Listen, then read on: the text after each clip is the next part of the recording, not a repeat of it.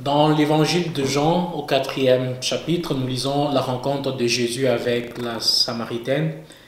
Et dans la discussion, Jésus va répondre à la femme pour lui dire que l'heure viendra et il est déjà venu où les vrais adorateurs adoreront Dieu en vérité et en esprit. Alors, cette parole-là, je dis qu'elle s'accomplit de nos jours parce que pour le moment, on n'est pas obligé d'aller à l'église, on n'est pas obligé d'être dans un rassemblement pour pouvoir adorer l'Éternel. Donc, chacun est obligé de l'adorer où il est, en vérité et en esprit. Nous avons l'histoire du coronavirus qui est comme une pandémie qui veut ruiner la race humaine et les églises sont en train de prendre des précautions.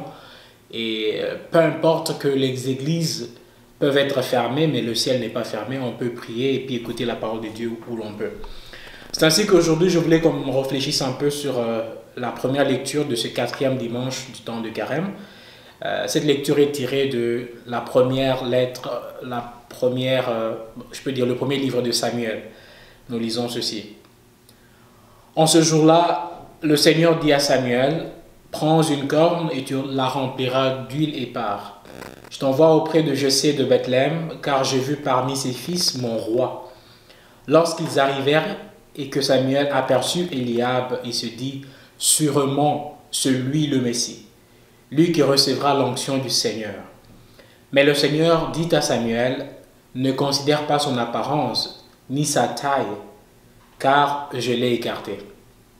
Dieu ne regarde pas comme les hommes. Les hommes regardent l'apparence, mais le Seigneur regarde le cœur. Je voudrais arrêter ici parce que je vais continuer cette lecture.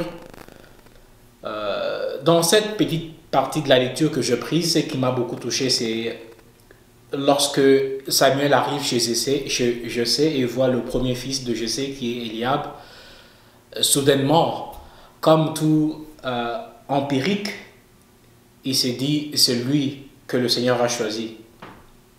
Ce qui est évident parce que dans tout notre univers, lorsque nous nous rencontrons ou nous rencontrons les premières réalités d'un événement, nous censons connaître la réalité qui est derrière. Mais la lecture de Samuel nous dit que non, nous ne devrions pas nous préoccuper ou nous précipiter à conclure, à prendre comme des leçons mères ce que nous voyons, ce qui est perçu rapidement. Bien sûr, la connaissance, on peut l'avoir tout ce qui se présente. On entre dans la réalité de l'être par d'abord ce qui se présente devant nous. Mais Dieu ne se limite pas simplement à cela. Et Samuel s'est limité à l'apparence du jeune Eliab par sa taille, par sa virulence. Mais le Seigneur lui dit, non, ce passe là. C'est pas moi, je ne vois pas comme toi. Moi, je vois au-delà de ce qui apparaît devant nous.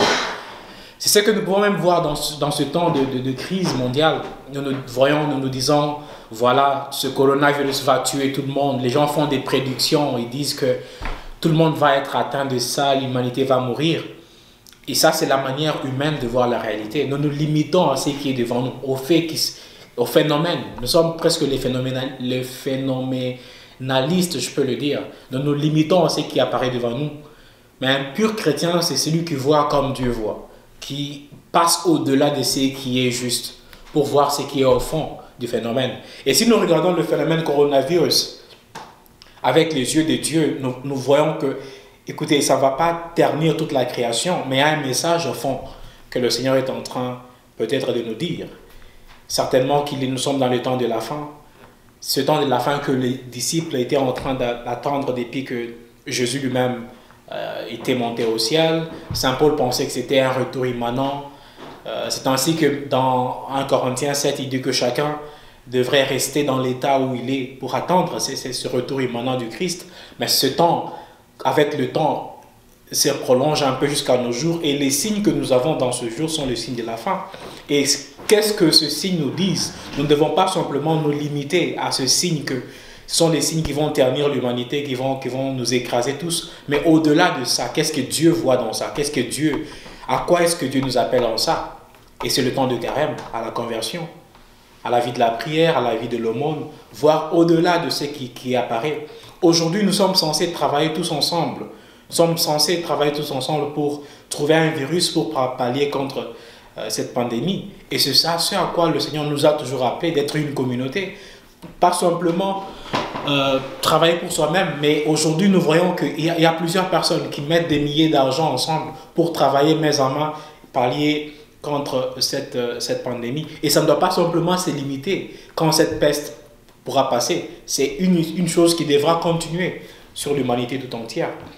Ne voyons pas simplement l'apparence et ne disons pas que nous allons tous être éternués exterminés, j'allais dire, par cette pandémie. Non, au-delà de ça, Dieu, par ses messages, il nous montre que nous ne sommes pas, par exemple, les maîtres de l'histoire. Nous ne sommes pas le maître de la science. Nous ne sommes pas les maîtres. Donc, au-delà de la crise qui est dans le monde, nous trouvons que seul Dieu a la réponse à ça. Les scientifiques peuvent prévoir, les mathématiciens peuvent calculer, les linguistes peuvent forger des expressions. Mais au-delà de ça, le Seigneur reste le maître des temps et des circonstances. Alors, la crise qui est devant nous nous montre que l'homme n'est pas le maître de l'histoire. Au-delà de cette crise qui apparaît comme choquante et bouleversante, au-delà de cela, Dieu voit et nous envoie un message pour dire que c'est lui qui est au contrôle. Rien, peu importe notre système de mondialisation, peu importe notre manière de nous développer, notre état de développement, nous ne sommes pas le maître de l'histoire. Dieu reste celui qui maintient les manettes de la vie pour nous. Et d'ailleurs, dans la vie courante, ce qui est beaucoup plus essentiel, c'est que deux fois, quand nous voyons des personnes, nous faisons des jugements, qui peuvent être des jugements vrais parce que la manière dont les personnes se portent, la manière dont les personnes se présentent, mais nous ne sommes pas le forgeant ou les forgerons, nous ne sommes pas ceux qui ont créé ou qui allons créer cet être. Cet être est un mystère, c'est Dieu qui sait qui il est au fond de soi. Nous devrions prier que Dieu nous donne son esprit pour voir au-delà de ce qui est simplement devant nous. Peut-être c'est un pauvre qui est devant nous, nous n'allons pas simplement voir que c'est la pauvreté qui se présente, mais Dieu a un message qu'il nous donne quand nous sommes en face d'un pauvre. C'est peut-être un riche qui est devant nous, c'est un message que Dieu peut-être nous passe quand nous voyons.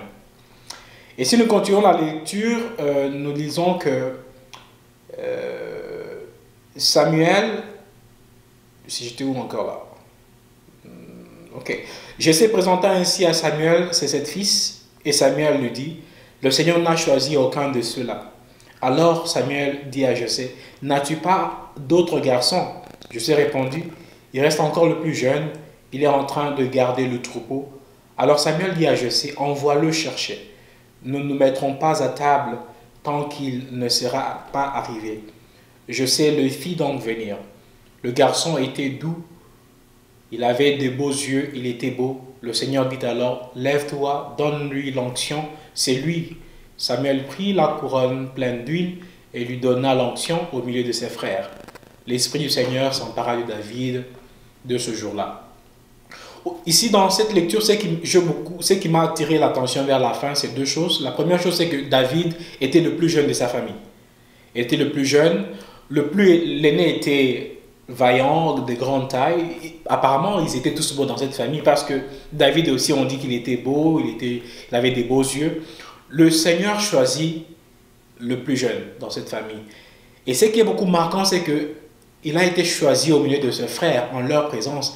Et nous n'avons pas vu ses frères qui se sont récriminés contre lui ou qui ont eu une dent contre eux. À ce que je sache, tout le 1er Samuel, 2e Samuel, 1er Chronique et 2e Chronique, qui parle beaucoup, même 1er Roi aussi, donc, qui parle un peu de l'histoire de David et sa descendance, je sais, on n'a pas vu une place où les propres frères de David ont eu une dent ou des remords parce que David a été choisi. Non, apparemment, dans leur silence, qui ne dit mot consent, ils avaient supporté leur frère dans son choix ou dans son élection. Ce qui est beaucoup plus attrayant dans notre monde, c'est que la plupart des personnes ne veulent pas voir une personne émerger. Et cela même dans nos propres familles.